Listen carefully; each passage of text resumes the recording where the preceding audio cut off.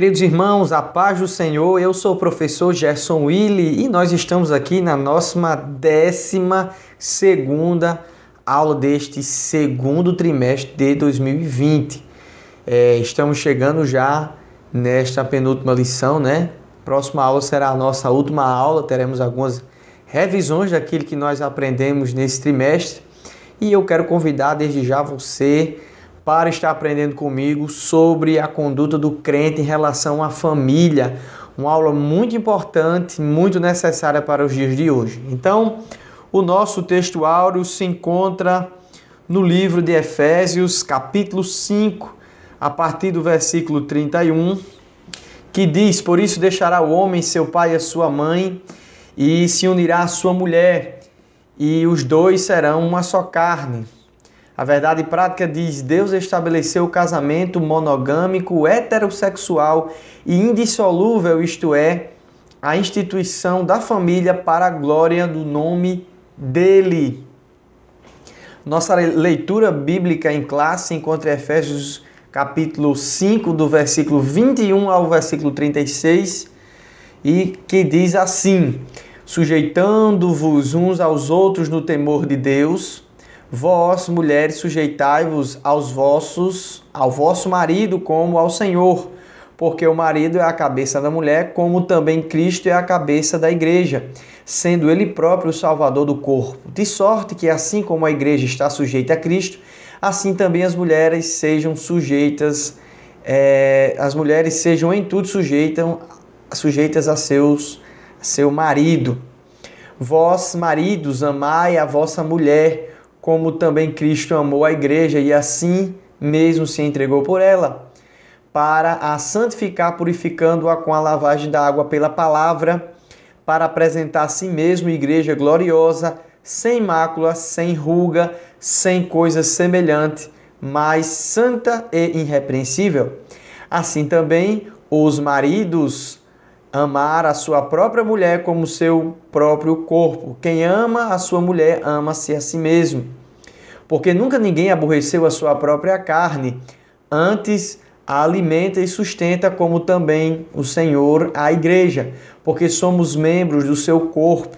Por isso deixará o homem o seu pai e a sua mãe, se unirá à sua mulher. Paulo citando aqui Jesus também, né?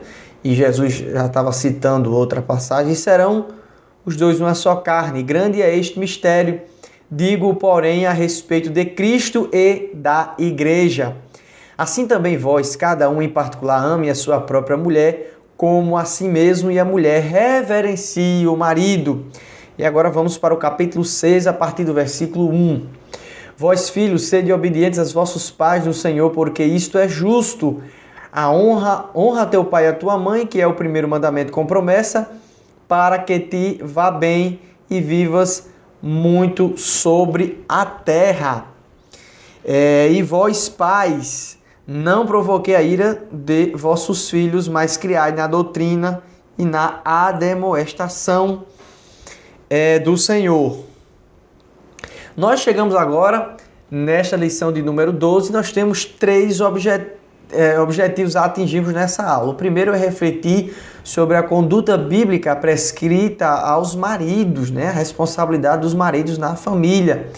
Demonstrar como a mulher casada é comparada à igreja de Cristo. Orientar a conduta dos pais e filhos no ambiente familiar. Então, antes de nós iniciarmos esta lição, nós vamos falar um pouco sobre o contexto histórico de como viviam as famílias naquele período, né? As famílias greco-romanas na época do apóstolo Paulo. A gente vai ver que algumas coisas são parecidas e outras não, mas ali era uma cultura um pouco hegemônica em relação àquela localidade, né? E a gente vai entender esse contexto para podermos também vermos como o apóstolo Paulo estava aconselhando seus filhos na fé, né? Então o apóstolo vai chamar a atenção dos irmãos de Éfeso que o proceder deles se distingue, se diferencia do modo pagão de viver em seus relacionamentos. O apóstolo já uma vez fez isso em 1 Coríntios capítulo 12, quando ele vai falar a respeito dos dons espirituais. Ele lembra aos irmãos ali que eles não estavam mais numa vã maneira de viver, no paganismo. A reunião, a organização, o modo de proceder cristão era diferente do modo pagão que outrora aqueles irmãos ali em Corinto viviam. Então vamos ver aqui como se dava essas famílias, era a organização dessas famílias greco-romanas naquela época de Paulo. Vejamos aqui, a palavra porneia, que deriva a palavra pornografia, é uma palavra que vem já dessa promiscuidade daquele povo, né?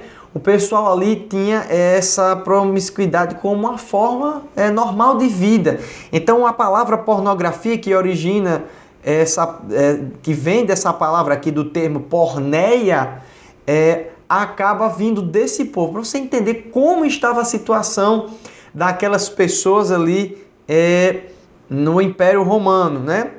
O casamento romano era simplesmente uma prostituição legalizada, ou seja, os romanos não tinham um casamento como algo sacro, como algo fixo, era simplesmente uma legalização para a prostituição, visto que homens tinham várias mulheres, concubinas e etc. e tal.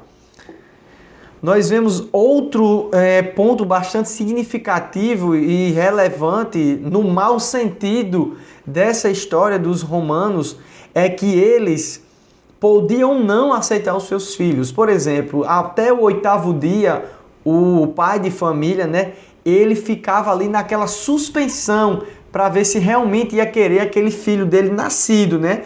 Ele ia olhar o filho e ia ver se tem algum defeito, se tivesse ou não, dependendo do bel prazer do pai, né? Ele aceitaria esse filho ou não. Então, cabia a este homem aceitar. Se ele aceitasse, era preparado um banquete, uma festa, e o filho era então introduzido na família, recebia um nome de batismo, o primeiro nome, depois o nome dessa linhagem que ele fazia parte, por exemplo, quíntuplos, alguma coisa assim desse tipo. Mas se esse filho não fosse aceito, era colocado numa vasilha, num vaso, né, de barro, e era jogado ao relento no campo. Veja aí como eles tratavam a família, né? Nessa época, como eles tratavam os filhos. E já nessa época, o feminismo tinha tido uma ascendência nesse período, onde as mulheres deixavam seus afazeres de casa e começavam a querer praticar as mesmas coisas, os mesmos esportes que os homens praticavam. Veja, elas abandonavam os lares e era comum, ou já estava começando a ser comum naquela época do apóstolo Paulo, encontrar mulheres degladiando com a espada no meio da rua ou em campos de treinamento, deixando as suas famílias. Então essa questão do feminismo, né, já via-se algo que já era combatido pelo cristianismo. Irmão, tudo que é ismo, tudo que é extremo, nós devemos ter cuidado, né? Nesse sentido de exagero, certo? E também existe aqui a questão do desprezo e a falta de amor conjugal. O esposo simplesmente olhava ali para a esposa como se fosse mais uma peça comum e normal, no sentido de que não dava valor. Quem vai começar a dar valor às mulheres, contrário àquilo que pregam por aí, né? Essa influência cultural que nós ouvimos hoje, o cristianismo é uma religião opressora. Na verdade, quem vai dar esse avanço para que a mulher seja valorizada é o próprio cristianismo, que a gente vai ver nos slides agora na frente, né? Então, o nosso primeiro tópico hoje vai falar sobre a conduta do marido cristão, né? E o papel desse marido como um líder de família. Então vemos aqui o que é que diz o comentário da nossa lição. A relação dentro do lar é explicada na frase: o marido é a cabeça da mulher, como também Cristo é a cabeça da igreja. Ela mostra o modelo de relacionamento do casamento cristão. Qual é o exemplo do casamento cristão? Quando um cristão se casa, qual é a base, né? Qual é o modelo basilar para que o cristão tenha um casamento sólido, firme e verdadeiro? É o exemplo que o apóstolo Paulo vai dar de Cristo e a igreja. E a gente vai ver por que isso? Que coisa boa é que vai influenciar o casamento?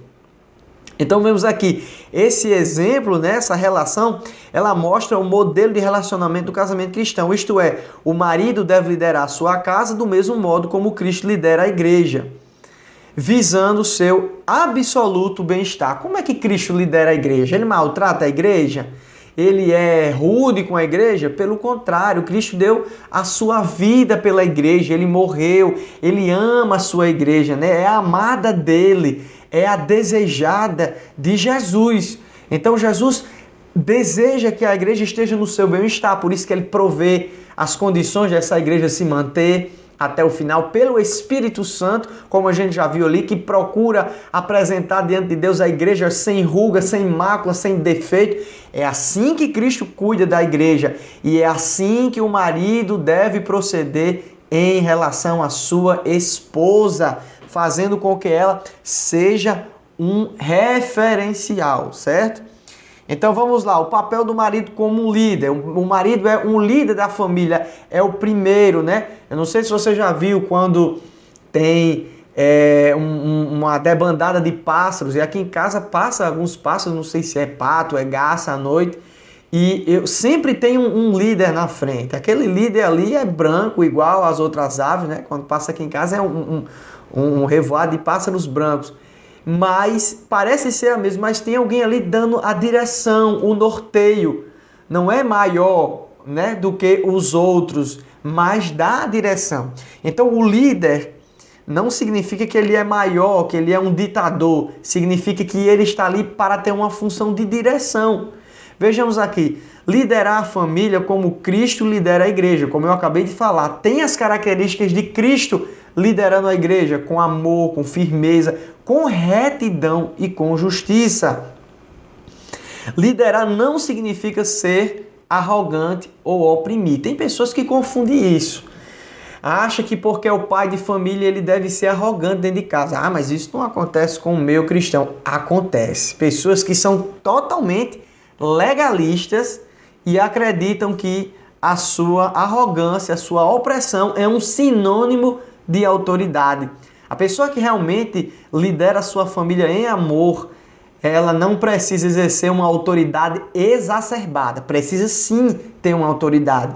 Mas veja, não tem uma autoridade exacerbada, né? Baseada na arrogância e na opressão. Não escuta o conselho de ninguém. Não, porque só eu que falo aqui. Não escuta o conselho da esposa, né? Então veja que Cristo, ele ama a sua esposa, né? Ele ouve a voz da sua amada esposa, né? Da sua noiva querida, e o marido também deve ouvir, né? Deve escutar. Então vejamos aqui o amor como referencial de um bom líder. Qual é o selo, digamos assim, que vai dizer que você é um bom líder na sua casa? É o seu amor. E o amor, a gente viu nas aulas passadas, ser amoroso, ser humilde, não significa que você é uma pessoa fraca ou que você é uma pessoa passiva, vai deixar acontecer o que for na sua casa, vê a destruição entrando lá e você vai ficar, é porque eu sou amoroso, eu sou compassivo. Não, você está sendo relapso. Uma coisa que Cristo não é relapso com a sua igreja. Ele cuida, ele preserva. Então vejamos aqui, Deus é a cabeça de Cristo, Cristo é a cabeça do homem e o homem é a cabeça da mulher. Quando a mulher não se submete a entender que o homem é a cabeça, né? A gente vai falar sobre submissão daqui a pouco, a gente poderia pensar, por que também o homem não se revolta porque Cristo é a cabeça? Veja que nós temos que pensar aqui como um modelo cristão. Quando as famílias elas começam a receber esse modelo, essa influência na escola, na faculdade, seja lá onde for, desse mundo louco que está havendo hoje, essa inversão de valores, eles acabam entendendo, pegando o cristianismo e querendo adaptar os padrões humanos. Mas como diz lá em Romanos capítulo 12, né, os versículos que se seguem, diz lá que nós não devemos se conformar à maneira do mundo. O cristianismo é como ele é. Não precisa de adaptações, principalmente em conceitos revolucionários, digamos assim, marxistas, feministas, e seja lá de quanto for, que queiram deturpar a palavra de Deus. Não há negociação nisso. Então vamos para o nosso próximo subtópico. Então, o amor como elemento primordial. A gente já falou sobre isso aqui. Primeira coisa, o marido deve amar a sua esposa como Cristo ama a sua igreja. Um amor incondicional a ponto de dar a sua vida. Cristo se sacrificou e deu a vida pela igreja, né? Como a gente acabou de falar. A igreja foi atraída para Cristo por meio de amor. Deus atraiu, né? Jesus atraiu a sua amada pelo amor, não pela imposição. Deus não obriga você a se converter. Ele faz um convite amoroso pelo seu sacrifício. E é uma coisa maravilhosa, difícil de resistir, né? Então vejamos aqui em João 15, 12 e 13. O meu mandamento é este: amem-se uns aos outros como eu amei. Eu dei o exemplo de amor. Então ninguém tem amor maior do que aquele que dá a vida pelos seus amigos. Jesus aí já mostrando o que ele fez pela igreja, né? Então chegamos aqui no subtópico 3 que diz o cuidado do marido à esposa. O marido deve cuidar da esposa com total apreço e carinho, né? Efésios 5, 28 diz: assim devem os maridos amar a sua própria mulher como o seu próprio corpo. Aquele que ama a sua mulher, que cuida da sua mulher, tem que amar como se fosse cuidando de si mesmo. E eu ainda digo mais, ainda tem uma prioridade a mais a esposa do que o próprio corpo do marido, né? Porque ambos agora são uma só carne. Não é só porque é algo bonitinho ou vai ser bem na sociedade. Não é porque vocês são um agora, né? Então vejamos aqui, amar a esposa é amar a si mesmo. Quando a gente ama alguém, a gente quer cuidar, né? E esse cuidado em várias coisas. O amor em relação à alimentação, ao psicológico, ao exercício físico, porque aquele que cuida do seu corpo, está dizendo que está cuidando do templo do Espírito Santo, também deve entender que você tem outro templo do Espírito Santo para cuidar, que é o da sua esposa. Muitos homens, pela sua arrogância, pelo seu egoísmo, deixam de cuidar de suas esposas e se preocupam em si próprio, porque nós estamos vivendo uma sociedade, né, hedonista, que se preocupa só no seu eu, no seu prazer, no seu intelecto, só nisso, e acaba colocando as outras pessoas como apenas peças não fundamentais nas suas vidas. Como a gente vê hoje em dia casamentos arranjados de pessoas que se consideram, que são famosas por aí, e você vê que ali foi algo só para passar o tempo, como se fosse o casamento uma banalidade. Eu cuido do meu, ele cuida do dele.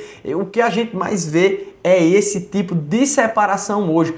Um casal em casa, como se estivesse vivendo duas pessoas distintas, veja o que eu estou querendo dizer, sem nenhum tipo de unidade. Tem que haver uma unidade nessa diversidade de pensamentos, né? Então vamos lá. Aquele que ama sua esposa demonstra que ama a Deus. Eu vou para a igreja, eu sou uma pessoa de oração, eu participo de todo tipo de coisa, eu vou para congresso. Mas e aí, como é que está o seu relacionamento com sua esposa? Não está bem, eu não cuido dela. Então pronto, você está enganando a si mesmo. Veja aqui que o apóstolo João vai falar aqui na sua primeira epístola, no capítulo 1, versículo 4. Se alguém declarar, eu amo a Deus, porém odiar o seu irmão, e lembrando que a sua esposa também é sua irmã em Cristo, é um mentiroso. Não tem arrodeio, você está mentindo, não tem condição. Você está falando, mas não está fazendo. Porquanto quem não ama seu irmão, a quem vê, não pode amar a Deus a quem não consegue ver. Está dizendo que ama a Deus. Vai fazer oração, eu te amo, Senhor. Aí Deus pergunta assim, tudo bem, você está dizendo que me ama, mas é a sua esposa. Tem gente que é assim, totalmente envolvida nas funções eclesiásticas, mas deixa desejar dentro de casa, achando que Deus se agrada mais da desenvoltura eclesiástica dele do que do cuidado na família. Eu vou dizer uma coisa aqui. O maior ministério que o homem pode receber é o ministério de cuidar da sua família. E o apóstolo diz, aquele que não cuida dos da sua casa, negou a fé e é pior do que os infiéis. Não adianta, irmãos, você ser dedicado, você visitar parentes, você visitar pessoas enfermas, se dentro da sua casa você não faz uma visita, se dentro da sua casa você não é um cristão de exemplo, de valor. Veja aqui o que é que 1 Pedro, capítulo 3, versículo 7 diz. Do mesmo modo vocês, maridos, sejam sábios. Que tipo de sabedoria é essa para me ser um marido bom, né? no convívio com as suas mulheres, tem que tratar elas com honra, como parte mais frágil. Em outra tradução diz assim, como um vaso mais frágil, né? E como parte mais frágil, e lembrando que elas são o quê? Co-herdeiras do dom da graça, da forma que não sejam interrompidas as suas orações. O que é que Pedro está dizendo aqui?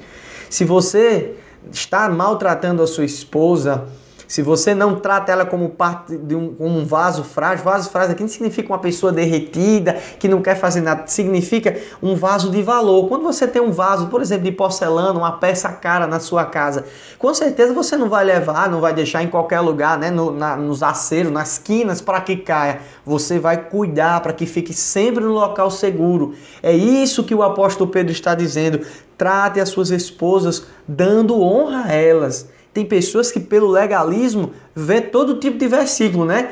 Suas esposas sejam submissas aos maridos, mas esquecem de ler 1 Pedro capítulo 3, Efésios 5 e 28. Existe uma via de mão dupla. A gente vai falar também a respeito dos deveres das mulheres, né? Mas vejamos aqui, a mulher tem o direito de receber essa proteção do homem, tem o direito de receber esse cuidado de forma que ela seja protegida. E o que acontece se ele não fizer? As orações são interrompidas. Está orando, está buscando a Deus, está lendo a palavra, nada disso vai adiantar se você não estiver bem com a sua esposa, se você não estiver tratando bem o seu cônjuge. Isso é algo que está aqui sem arrudez na palavra de Deus. Se vocês entenderem isso aqui, olhe, cuidem bem para que as suas orações não sejam interrompidas. Você pode orar 5 horas, fazer o que você quiser. Se não estiver de acordo com a palavra de Deus, a sua oração não vai chegar até Deus. Vai existir uma barreira. Quantas vezes nós não perdemos a oportunidade da nossa oração ser respondida por conta de grandes falhas que nós temos em relação ao tratamento, à relação com as pessoas, né? Vamos aqui no nosso subtópico 2 e agora nós vamos falar a respeito da conduta da crente como esposa. Falamos dos maridos, né? Falamos dos maridos, agora vamos falar das esposas. Efésios capítulo 5, versículo 22 ao 23 diz: Vós mulheres, sujeitai-vos a vosso marido como ao Senhor. Então veja aqui, quando a gente escuta essa palavra se sujeitar, a gente já pensa numa sujeição opressora. A gente já viu que não é verdade. Muitos movimentos, aí, principalmente os movimentos feministas, começam a dizer que as mulheres estão de uma forma inferior em casa porque elas cuidam de casa, porque elas cuidam dos filhos em casa. Na verdade, isso é uma estratégia do maligno para que as famílias sejam desestabilizadas e deixem de cumprir aquilo que Deus mandou. Então, a ideia é que é isso aqui, não é? Veja aqui a mulher amordaçada. Se está acontecendo isso na família de alguém, com certeza não é o padrão bíblico. O que tem que acontecer é isso aqui da mulher ser adjuntora com o esposo, estar ali para apoiar ele, para dar conselhos, porque muitas vezes o homem age, né, precipitadamente e a esposa está ali. A gente lembra daquela mulher, né, de Abigail, que tinha ali o seu marido Nabal. Ele era tão precipitado e ela foi lá na frente resolver o problema para que Nabal ele não caísse em grande desgraça toda a sua família. A mulher sábia edifica a sua casa. Então, que as mulheres foram tidas como menos estimadas em várias culturas e épocas, isso é verdade. Principalmente agora, né, em algumas religiões, não é a palavra de Deus, não é a Bíblia que diz que tem que açoitar as mulheres. Não é a Bíblia que tem regras que diz que tem que açoitar a mulher se a mulher não fizer aquilo que o marido está dizendo. É outras religiões que temos por aí que vai falar sobre isso e não o Evangelho de Deus. No entanto, o feminismo marxista acusa falsamente de que o cristianismo leva as mulheres a uma submissão opressiva, colocadas em posições inferiores. É isso mesmo que tem na Bíblia? Acho que não é não, hein? Com certeza, nunca observaram o ministério de Jesus e os seus ensinos e os ensinos dos apóstolos. Realmente, essas pessoas que dizem a Bíblia é machista, é patriarcal, é para oprimir. Meu amigo, minha amiga, com certeza você que está dizendo isso, fale isso com todo amor e carinho, nunca conheceu a palavra de Deus. E nós cristãos devemos sempre levantar a bandeira da verdadeira da palavra de Deus, né? Vendo que a Bíblia manda os maridos cuidarem das suas esposas. Se ele cuida das suas esposas, ele tem que receber também a honra delas, né? E vice-versa, o esposo honrando a esposa também. Então, no caso das esposas, a submissão deve ser assim como a igreja está sujeita a Cristo. Como é que a igreja está sujeita a Cristo? Ela está debaixo de um jugo pesado? Jesus disse, o meu jugo é suave e o meu fardo é leve. Então ela é sujeita a um marido, né, de uma forma voluntária. A gente vai ver na frente essa questão da voluntariedade. Então aqui, irmãos, veja que existe um balanceamento. Não é só um que oferece, é os dois. Existe uma troca aqui, uma coisa recíproca da parte do marido, da parte da mulher, tirando essa enfatização falsa do feminismo, onde o cristianismo diz que a mulher é oprimida e o marido é o opressor. Mentira! Isso não é verdade. Principalmente nós lemos aqui há 2000 anos atrás o apóstolo Paulo falando sobre isso. E olha que era naquela época ali, né? Dizendo que uma sociedade patriarcal, opressora. Mentira! Nós vemos aqui isso aqui facilmente sendo desmanchado pela palavra de Deus. Então, o marido, a vida, Cristo deu a vida pela sua esposa, né? Que é a igreja. O marido também dá a vida. Então a esposa dá em troca a sua submissão em amor. Então veja, eu gostei muito de uma referência quando fala em que se houver um momento de tensão ou que corra perigo, o marido dá a sua vida. A função do marido é essa, né? Se minha esposa Raquel tiver em algum lugar comigo, onde a decisão é de eu morrer ou ela morrer, eu tenho que estar ali para dar a vida a ela. Isso significa machismo? Machismo é as pessoas, né? Essa sociedade, a mesma sociedade que influencia a erotização das mulheres, a mesma sociedade que influencia para que as mulheres sejam tidas como objetos, descaracterizem a beleza da mulher como uma mera sexualidade formada por atributos malignos, né? Então vejamos aqui a condição da mulher cristã. Que condição é essa? Vós, mulheres, sujeitai-vos a vosso marido como ao Senhor, né? Como ao Senhor. Então, na cultura judaica, a mulher ocupava uma posição secundária e era parte da propriedade de um homem. Na sociedade grega, as mulheres eram tratadas como inferiores e esposas. Aí as esposas eram escravizadas. Não, então é no cristianismo que era escravizado. Não. Tem pessoas que olham isso aqui, colocam a mão nos olhos para que não vejam a verdade dessas coisas. Então eram escravizadas, eram jogadas para fora. Jesus, quando chegou e falou aqui com os judeus também, né, os fariseus aqui, os judeus, e dizia assim, vocês pegam a carta de divórcio, mas essa carta aí foi dada por causa da dureza dos vossos corações, mas não para usar ela de uma forma deliberada. Enjoei da mulher, vou desquitar dela. Então os judeus usavam as cartas de divórcio de uma forma totalmente equivocada. Então, o Evangelho de Cristo, no Evangelho de Cristo, as mulheres alcançaram uma posição de dignidade igual aos homens. Gálatas 3:28 diz que diante de Deus, no Evangelho não existe homem, nem mulher, nem bárbaro, nem cita, nem grego. Tanto acaba a distinção de judeus e gentios, como essa questão do homem querer ser opressor da mulher. Então os dois estão ali como servos de Deus, um cuidando do outro, um ministério dentro da sua própria casa. Ao conversar com a mulher samaritana, Cristo quebrou paradigmas da época e se opôs ao preconceito e à discriminação. Ele se opôs a dois tipos de preconceito, né? A questão da raça, que os judeus não queriam se comunicar com os samaritanos, e também que eles não falavam com mulheres, né? Era um costume ele não ter diálogo nenhum com mulheres, né? Então, quando Jesus chegou ali no poço de Jacó, ele marca o encontro com aquela mulher sem ela saber e prega o evangelho só para aquela mulher naquele momento.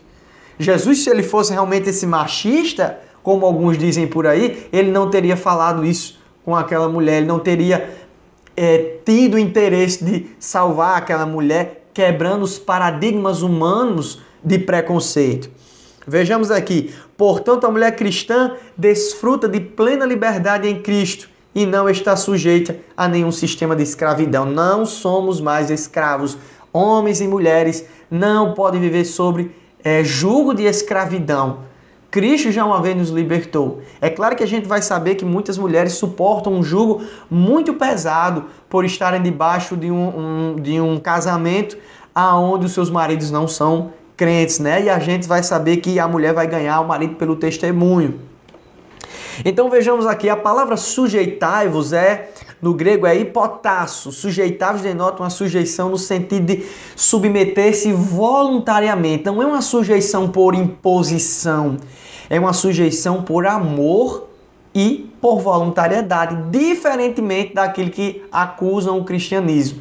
Entenda isso, o mundo, o diabo e a carne sempre vão de encontro à palavra de Deus. Como é que você pode referendar, irmão, a sua vida em noticiários ou em novelas ou em seriados que não tem nenhum compromisso com a palavra de Deus? Não tem como. Você vai virar uma pessoa totalmente, digamos assim, influenciada pelas questões do mundo, sem prestar atenção na Bíblia. Tudo que a pessoa vai falar sobre a Bíblia é um tremendo achismo. Então, pela palavra de Deus, nós conseguimos derrubar essas falsas acusações.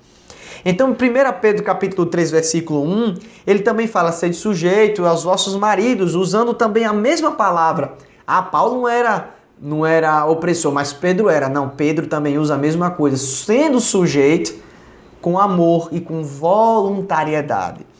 Vejamos aqui, a reverência devida ao marido.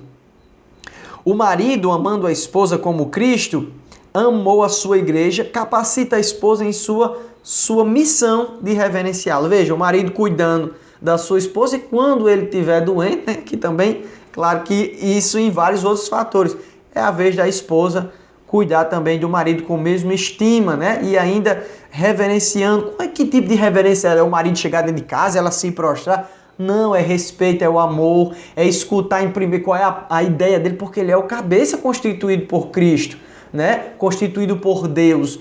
E esse cabeça tem que ser amoroso, tem que ser compassivo, como a gente já viu. Então chegamos aqui ao nosso tópico 3 e entramos aqui a questão dos filhos. Efésios 6,4 diz aqui, e vós, pais, não provoqueis a ira de vossos filhos, mas criai-os na doutrina e na demoestação do Senhor. Então entramos no primeiro subtópico aqui, a responsabilidade dos pais. Quais são essas responsabilidades, né? Cabe aos pais estabelecer os parâmetros de conduta e reagir contra a desobediência dos seus filhos. Isso é uma coisa natural.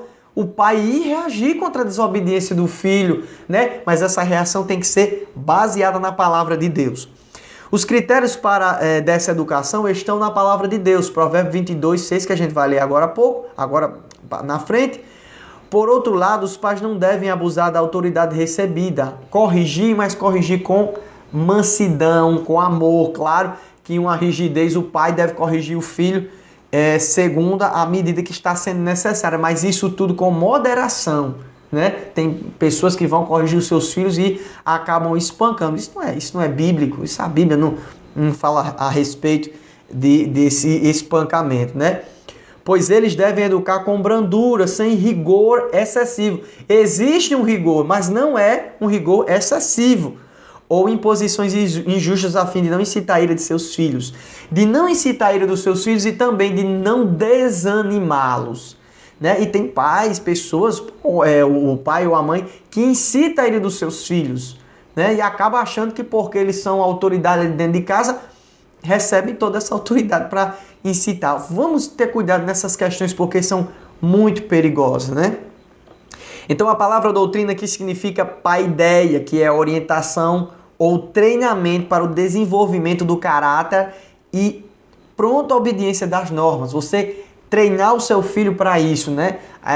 Quando eu fui me alistar, eu tive uma criação bastante rígida, né? Não rígida, exagerada, mas na doutrina, né? Em relação às coisas de Deus, da igreja. E eu não tive dificuldade nenhuma em chegar lá no quartel e chamar as autoridades de senhor, né? Ou senhora. Mas outras pessoas, outros jovens que estavam ali comigo, sentiam uma dificuldade muito grande, ia dizer você e acabava, né? Sofrendo a pena, né? Ali nos treinamentos. Mas aí o pai é responsável por isso. O filho não é educado na escola, né? Apenas na escola, a educação basilar é da responsabilidade dos pais. Tomara que o menino cresça logo para ele tomar jeito e entrar em uma força armada dessa e receber disciplina. Eu ouvi muito isso, né? Peça pro meu filho ir para lá, tomara que ele entre, que ele vai mudar. Não, ele tem que receber o treinamento em casa. Você não pode ser relapso, né? Nessa questão, nós não podemos ser. E a palavra aqui, a demonstração, fala de uma instrução ou advertência que faculta a distinção entre o mal e o mal, entre o bem e o mal, entre o bem e o bem. É a noutésia, né? Em Provérbios 22:6 diz assim: ensina a criança no caminho que deve andar e ainda quando for velho, no caminho, o pai estando no caminho, apontando o local certo, quando for velho não se desviará dele. Então essa palavra aqui é de uma instrução e advertência. Instruir o filho. É claro que quando chegar a uma certa idade, você não vai conseguir levar na mão e dizer o que é certo ou errado. Você vai agora desfrutar dos seus ensinamentos. E agora cabe a essa pessoa, que muitas vezes as pessoas têm instrução e por si só tomam decisões totalmente errôneas, né?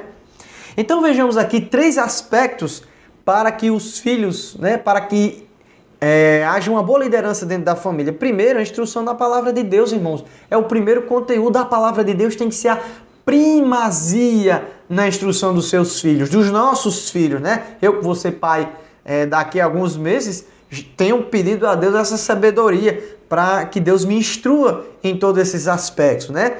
E os pais têm que ser o quê? Referência naquilo que ensina. Tá aqui o rapazinho aqui com a tigela de alface, enquanto o pai tá comendo aqui um tremendo de um sanduíche, né? Ou seja, faça o que eu digo, mas não faça o que eu faço. Agostinho de Hipona dizia, né, que o exemplo arrasta multidões, o discurso é bonito, mas o exemplo arrasta multidões. Então a constância e a firmeza em relação à justiça e à verdade e às boas práticas, você ser constante naquilo que você fala, ser firme na verdade. Você diz que não é para mentir e mente, você diz que não é para se irar, mas você é a pessoa mais iracunda e irada dentro de casa, aí tem que mudar. Então Jesus diz assim aos mestres da lei naquela época, né? Mateus 23, 1 e 4. Os mestres da lei e os fariseus se assentam na cadeira de Moisés, se assentam ali como se tivessem autoridade.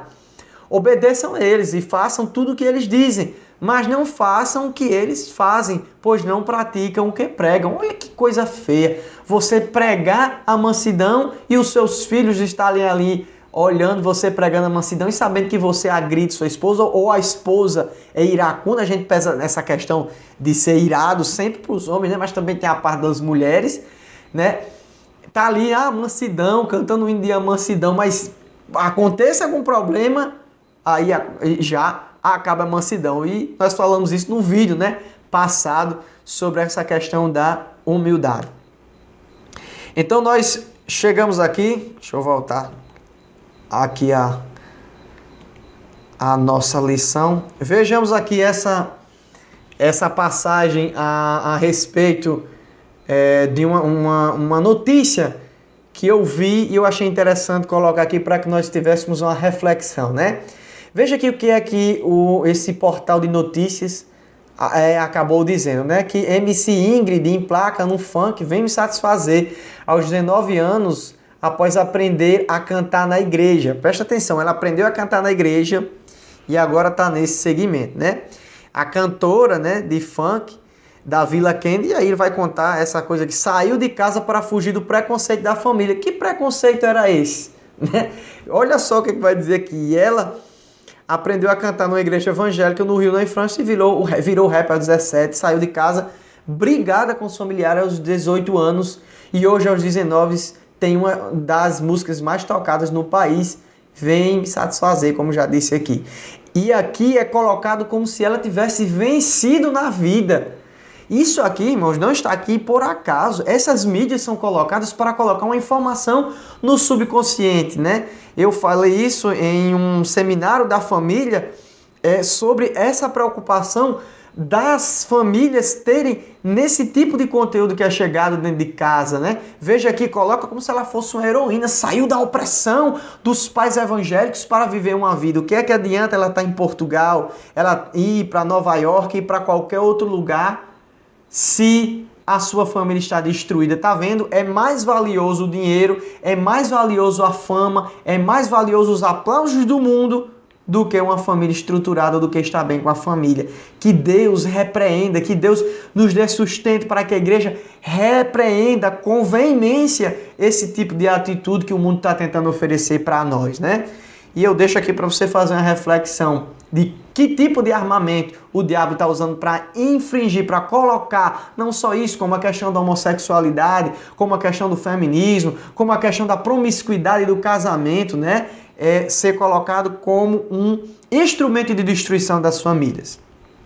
Então, nós vemos aqui no nosso subtópico 2, a conduta requerida dos filhos. Vós, filhos, sedes obedientes aos vossos pais no Senhor, porque isto é justo. Honra o teu pai e a tua mãe, que é o primeiro mandamento com promessa, para que te vá bem e vivas muito tempo sobre a face da terra. Então vamos aqui. Paulo inicia essa relação aos filhos diretamente. Com a mulher, ele fala de um jeito, né? Vós, mulheres, sede sujeitos aos vossos maridos. Mas em relação aqui à mulher, a gente vai ver que o termo é diferenciado. Essa submissão e sujeição é sim uma sujeição que os filhos devem fazer a qualquer custo dos pais. Claro que a gente sabe que não é a qualquer custo em relação a ser uma pessoa tirana dentro de casa, uma pessoa que é espancadora, mas devem com certeza ouvir os pais, por saber que eles são autoridade dentro de casa. A palavra obedecer aqui não é a mesma usada para se referir à mulher como submissa ao esposo. Veja, a mulher aqui não deve obedecer ao marido no sentido de como os filhos obedecem aos pais. Tem a esposa, o marido, aqui ó, né? Aí depois vem os filhos estão sobre essa guarda. A esposa toma a decisão junto com o esposo, mas os filhos recebem essa decisão dos pais. Então, porque o quê? Isso é justo, isso é legítimo. O que a gente tem que fazer é os nossos genitores, né? Os genitores, né? O que provém o alimento que cuidou, isso é justo, não é mais que justiça você obedecer aos seus pais. E hoje em dia o que está acontecendo? A inversão de valores, os pais que são permissivos demais, né? Os filhos dizem o que querem comer, o que querem fazer, o que querem, de quando querem ir à igreja, e famílias que são totalmente refém desse sistema, que acabam, infelizmente, não entendendo o que a palavra de Deus diz e acabam perdendo a autoridade que Deus nos dá. Que Deus se capacite para que você cuide dos seus filhos, que Deus me capacite para que eu cuide dos meus filhos conforme a palavra de Deus, livrando a gente desse tipo de conduta que está levando filhos a serem tiranos, a serem sem amor. E aí, quando inicia a sua vida, seja lá matrimonial, é uma pessoa totalmente desprovida de respeito, porque nunca tiveram respeito em casa, achavam que podiam mandar, que podiam dizer. Uma coisa totalmente, eu digo assim, uma aberração, né? Que esse mundo faz, essa inversão de valores. Então chegamos aqui ao nosso último subtópico, que é o mandamento com promessa. Veja, honre o teu pai e a tua mãe. Que imagem bonita essa daqui do filho, né, cuidando do seu pai na idade, né? E muitos aí abandonam os seus pais e não querem mais saber deles. Os pais, às vezes, até que passaram a sua vida todinha vivendo de uma forma tão difícil para conseguir colocar comida na mesa, e quando o filho adquire uma boa educação, abandona os seus pais. Então, nós temos duas promessas aqui, para que vá bem, para que dê certo a sua vida, né? E para que os seus dias sejam prolongados na terra. Olha só essa promessa. Honrar os pais não significa aceitar os erros ou o pecado, mas significa amar independente disso. Então, queridos, encerramos aqui a nossa aula. Eu sei que esse tema aqui é muito profundo, seria necessário um outro vídeo, né, para que a gente pudesse falar um pouco mais a respeito disso. E eu quero dizer aos irmãos, como eu sempre tenho falado, os nossos slides estão aqui na descrição para que você possa baixar, para que você possa adaptar na sua igreja e dar a sua aula, né? Muitos irmãos já estão utilizando os slides, eu fico feliz por isso. E quero dizer que se está sido uma bênção para você esse canal, então se inscreva, compartilhe o nosso canal. Como eu falei na aula passada, nós iríamos falar aqui nessa aula qual seria a nossa lição do terceiro trimestre de 2020. E aqui no nosso estado do Rio Grande do Norte, nós tivemos aqui uma permuta, né? Os jovens agora vão receber essa lição que nós estamos fazendo a respeito da carta de Paulo aos Efésios, e nós vamos falar a respeito da lição dos jovens, que é sobre as conquistas de Josué. Então, no terceiro trimestre de 2020, nós estaremos falando sobre essas questões. Espero que Deus tenha abençoado você com essa aula, que me abençoou muito, tirei várias lições, e que o Senhor Jesus nos abençoe mais ainda com mais porções da palavra dele na sua graça. Muito obrigado. Amém.